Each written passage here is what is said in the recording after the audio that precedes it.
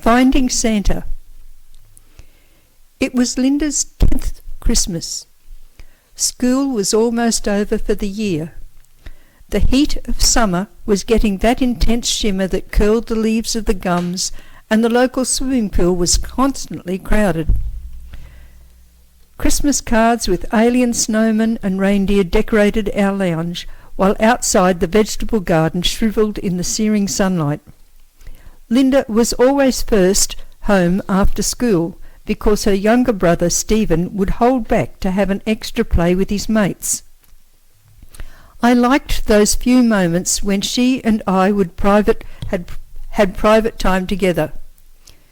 Her exuberant brother usually demanded centre stage with a spotlight and a brass band playing. I looked forward to hearing her throw off her school bag and skip down the hall where a milkshake and Anzac biscuits were ready. We shared our intimate moments in that short space of privacy. Just a week before the official start of the holidays, Linda came home dragging her feet, looking very despondent. I waited until she was absently nibbling a biscuit before asking, "You look different. What's up?" She looked at me with serious eyes, and my heart lurched as her statement sounded more ominous. "Mum, you always tell me the truth, so I know if you answer me it will be real." Whoa! What was this? It sounded heavy. Had someone told her the real story of the birds and the bees? Would she ask me if God was a woman? Did the Americans really land on the moon? Silently, I asked for the wisdom and strength not to let her down with my answer. "Yes, love. We tell each other the truth always. What's up?" I noticed that she took a deep breath. "Is Santa Claus real?" Oh, the relief! What was that? Santa? Real? I looked at her fresh baby face and saw the love, trust and innocence in her eyes. Of course I would tell her the truth. Didn't I always? But in the split second that my voice was forming the words, I also saw the delicate belief that she still needed to hold on to. The wonder of magic and fairies, fantasy, dreams. She was not ready. Nor was I. My words seemed to come from another voice. "Yes, Linda, Santa is real." Doubt dissolved. She glowed with joy and threw her arms about my waist. "I knew you would know. I knew you would fix things. I love you, Mum." Without finishing her drink, she ran off to the garden to do her afternoon job of watering the goats. I did not think much more of the event. The next day was routine until 3 o'clock when Linda burst into the kitchen. Throwing her pot at the wall, she spat at me. "You lied! Santa is not real! You lied! I hate you! I'll always hate you! I wish I lived away, anywhere but here! You lied!" All I could see was that this little girl was hurting so bad, and I needed to stop the hurt. I wrapped my arms about her tiny frame and held her trembling body while I whispered, "Linda, stop. Listen to me. I did not lie. Santa is real, and I can prove it." She stopped wriggling but still trembled with emotion. She was stunned. I could prove it? Her teary eyes looked into mine. "Really? How?"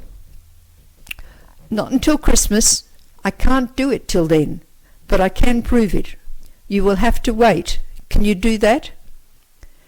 Still in my arms, I heard her voice whisper back, "I believe you." With the utmost trust, she drew away from me and took a deep breath. "I can wait." With the end of the school year, our Christmas preparations began in earnest. Nothing elaborate. While neighbours shopped for bright electrical showpieces to decorate their gardens, we hung glass jars on the veranda and amongst the pot plants on the steps. Each jar had a stub of candle stuck into the inside, and the pretty effect created when they were lit brought warmth to the heart. Our tree was a delight. Instead of a shop-bought plastic tree, we spent a day with a picnic at the local creek to choose a dead bush that was just the right shape and size that we could take home. Then I used secateurs to shape it and then handed the job over to Stephen to spray it with Santa snow. Set into a decorated bucket filled with sand, it was ready to come indoors for decorating.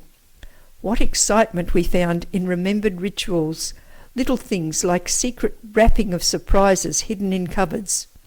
Squeals from behind closed bedroom door of, "Don't come in, I'm just doing something." Cooking special treats for the day.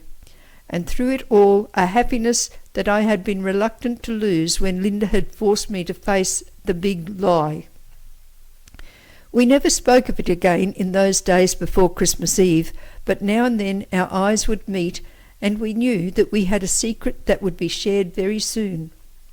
Our trust in each other was sure and true. I would always honour that trust. The last present was wrapped and added to the little pile under the tree. Our tree that had been resurrected from decay to a short new burst of life dressed in splendour of sparkles and glitter. The candles on our veranda shone out a welcome to all.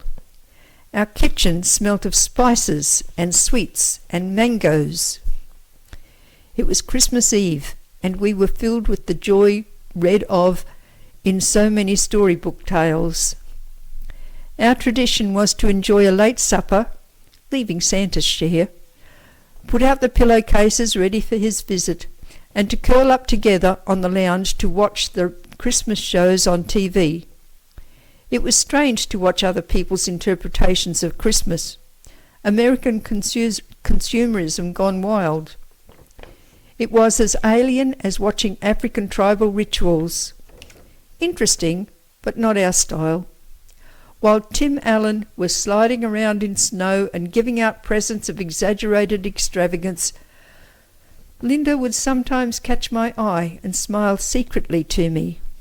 Soon, very soon, she would have the answer. At last I knew that Stephen was sleepy enough that I could get him to bed without too much of a fight. At least tonight's Santa's imminent arrival was incentive. The sooner you get to sleep, the sooner Santa can come. Still there was argument. Stephen would not be Stephen without that routine. "Yes, I'll get you a drink of water." Then, "Yes, Linda is going to sleep too, but she is older and stays up an extra 10 minutes. Later, "No, Stephen, I have not locked the back door. Santa will find us." Then later still, "Yes, I'm sure Santa knows the Pope." Finally the questions got quieter and sillier, until for some time there was nothing but the background noise of the TV. Linda was still sitting beside me on the lounge, and still we did not speak.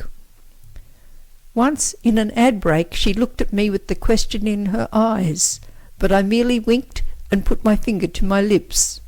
With perfect trust she smiled and went back to watching the flickering screen. It was time.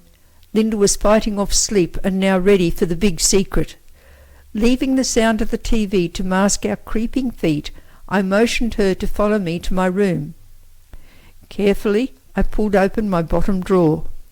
Her eyes widened, her face transformed. There before her were all sorts of toys, puzzles and lollies. She was as amazed as if I had introduced her to Santa's workshop. I handed her a pillowcase and whispered, "Put them in here."